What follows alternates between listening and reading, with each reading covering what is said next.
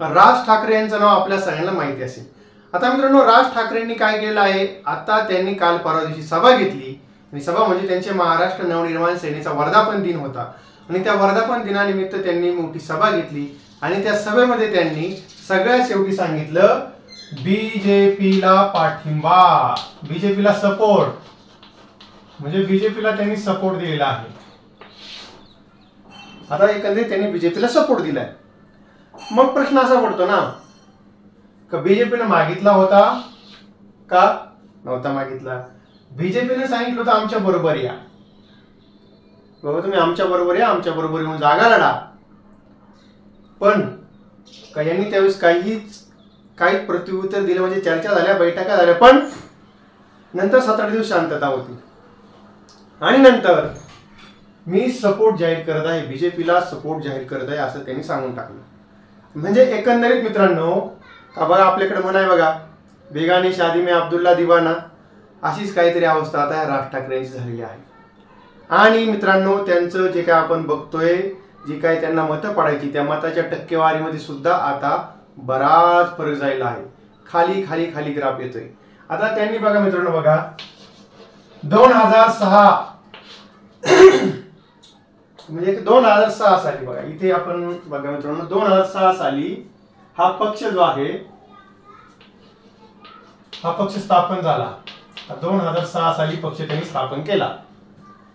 त्याच्यानंतर ह्या निवडणुका लागल्या, पहिल्यांदा लोकसभेच्या निवडणुका लागल्या, लोकसभेच्या निवडणुका लढले पण ते जवळजवळ 4% मतं पडली त्यांना।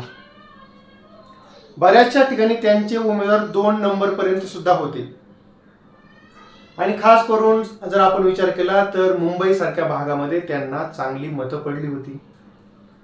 पण आता हे लोकसभा झालं, हे लोकसभाचं झालं, त्याच्यानंतर विधानसभा निवडणुका लागल्या। या विधानसभेच्या निवडणुकीमध्ये 13 जागा त्यांनी जिंकल्या। तर एकंदरीत 2009च्या ज्या विधानसभेच्या निवडणुका झाल्या त्याच्यामध्ये जवळजवळ त्यांनी 200 जागा लढल्या, त्याच्यातल्या 13 जागा त्यांनी जिंकल्या। तर इथपर्यंत ठीक होतं, पण तोपर्यंत त्यांची भूमिका फक्त मी मराठी माणसांसाठी आहे, उत्तर भारतीयांच्या विरोधी त्यांची भूमिका त्यांनी घेतलेली होती आणि त्याचा फायदा त्यांना असा भेटला का सगळी मराठी मतं जी आहे ती मराठी मतं त्यांच्याकडे कन्वर्ट झाली। कालांतराने जसे जसे दिवस गेले परत तशी भूमिका बदलत गेली। 2014ला भारतीय जनता पार्टी म्हटले तुम्ही आमच्या बाजूने लढा, पण यांनी काय त्यांच्या बाजूने निवडणूक लढली नाही। हे काय म्हटले, माझे जे काही खासदार निवडून येतील ते खासदार मोदींना पाठिंबा देतील। आता इथे 2014ला पण त्यांनी बघा लोकसभेचा जर आपण विचार केला, लोकसभेमध्ये त्यांनी जवळजवळ 15-16 जागा जो लढले ते 0 जागा भेटल्या, पण ही 4% वरून मताची टक्केवारी 1.5% आली। तर म्हणजे मतं जवळजवळ 2.5% कमी झाली, म्हणजे जर आपण सगळा महाराष्ट्राचा विचार केला तर। त्याच्यानंतर विधानसभेच्या निवडणुका परत ज्या आपल्या 2014ला आल्या आणि त्याच्यामध्ये पण ते स्वतंत्र लढले, 1 जागा आली। आणखी पुढचा इतिहास जर बघितला 2019ला, तर 2019ला यांनी आता म्हणजे आपण पहिल्यांदा बघा 2009ला मी मराठी माणसांसाठी आहे, तर म्हणजे का मी महाराष्ट्राचा, महाराष्ट्र माझा। 2014ला बीजेपी बरोबर तर लढायचं नाहीये, पण माझे खासदार निवडून आल्यानंतर पाठिंबा भारतीय जनता पार्टीला देतील अशी भूमिका। 2019ला परत भूमिका बदलली, काय लाव रे तो मोदींचा व्हिडिओ, लाव रे तो व्हिडिओ, लाव रे तो व्हिडिओ, लाव रे तो व्हिडिओ एवढा मोठा फेमस झाला होता त्यावेळेस, बाप रे बाप। 2019ला लाव रे तो व्हिडिओ आणि त्यावेळेस बीजेपीला डच्चू दिला आणि काँग्रेसला समर्थन। काँग्रेसला सपोर्ट केला यांनी त्यावेळेस.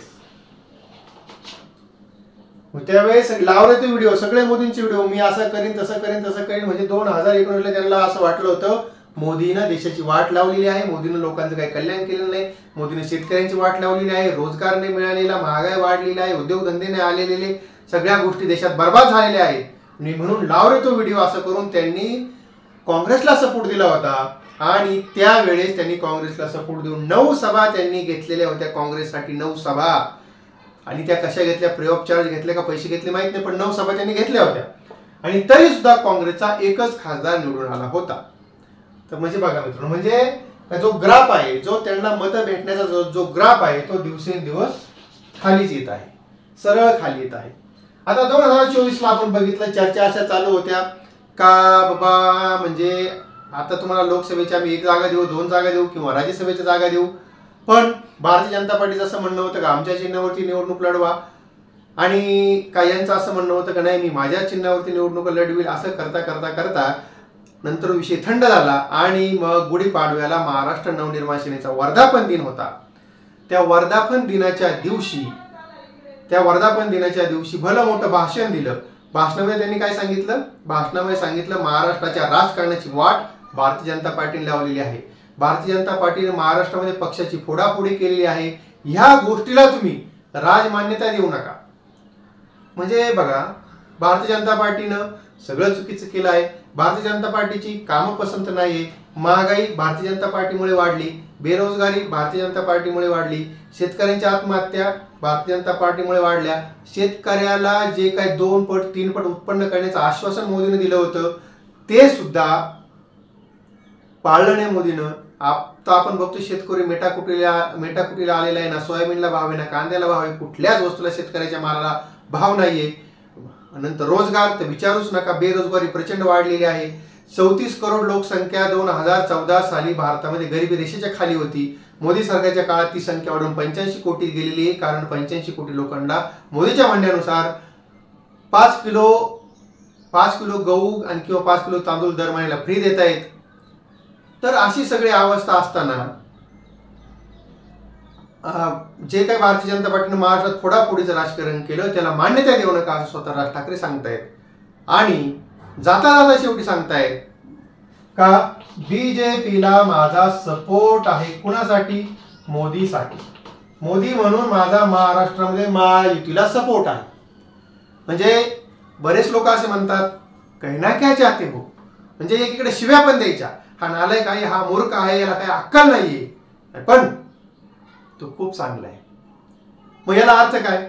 तर ही जी महाराष्ट्र नवनिर्माण सेनेची जी वाताहत झालेली आहे, जो ग्राफ सगळा खाली आलेला आहे, 13 वरून आमदारांची संख्या 1 वरती आलेली आहे, अजूनपर्यंत लोकसभेचा एक पण खासदार निवडून आलेला नाही. त्याच्यानंतरचा अरविंद केजरीवाल बघा, भले ती जेलमध्ये का असणार, पण 2 राज्यामध्ये सत्ता आहे, 2 वेळेस त्यांची दिल्लीमध्ये सत्ता आहे. तर म्हणजे एकंदरीत जवळजवळ त्यांचा विचार केला तर 4 ते 5 त्यांचे खासदार आहे, राष्ट्रीय पक्षाची दर्जा भेटलेला आहे. आणि इथं हे राज ठाकरे. म्हणून मग कधी कधी असा प्रश्न पडतो का बाळासाहेब ठाकरेंनी शिवसेना राज ठाकरेच्या हातामध्ये दिली नाही, ते एका दृष्टीनं बरंच केलं. तर म्हणजे आपण बघितलं असेल का बाळासाहेब ठाकरेंच्या जाण्यानंतर सुद्धा महाराष्ट्रामध्ये शिवसेनेचे 60 आमदार निवडून येत होते आणि कमीत कमी 15 खासदार आरामशीर निवडून येत होते. आणि त्याच्यामुळे मित्रांनो, तर या सगळ्या गोष्टी जर बघितल्या तर खरंच असं म्हणावं लागतं, आता लोकसभेची निवडणूक चालू आहे, भारतीय जनता पार्टीने काय पाठिंबा मागितला नव्हता, भारतीय जनता पार्टीने तर आमच्या बरोबर आहे म्हटले होते, आमच्या बरोबर येऊन तुम्ही निवडणुका लढवा. पण यांचं तर असं आहे ना, बेगाडी शादी में अब्दुल्ला दिवाना. तेव्हा मित्रांनो, तर ही अशी स्टोरी आहे राज ठाकरेंची. आणि जर आपल्याला मित्रांनो माहिती चांगली वाटली असेल, आपल्याला व्हिडिओ चांगला वाटला असेल, आपल्याला काही कॉमेंट्स करायचे असतील तर ते आपण सुसंस्कृत भाषेमध्ये करायला पाहिजे. आता म्हणजे इथं आपण ना राज ठाकरेंच्या बरोबरीची भूमिका घेत आहे, ना राज ठाकरेंच्या विरोधी भूमिका घेत आहे, ना भारतीय जनता पार्टीच्या बाजूने आपलं मत आहे, ना भारतीय जनता पार्टीच्या विरुद्ध आपलं मत आहे. जे खरं आहे ते मी आपल्या समोर मांडण्याचा प्रयत्न केला. आता ह्या सगळ्या गोष्टी कुणीच नाकारू शकत नाही. हे 2009 ला काय झालं, 14 ला काय झालं, 19 ला काय झालं, हे कुणीही नाकारू शकत नाही. हे झालेलं आहे आणि ह्या सगळ्या सत्य घटना आहेत. आणि तेव्हा मित्रांनो, जर माहिती चांगली वाटली असेल, व्हिडिओ चांगला वाटला असेल तर आपण आपल्या व्हिडिओला लाईक करा, शेअर करा आणि आपल्या चॅनलला सबस्क्राईब करायला बिलकुल विसरू नका.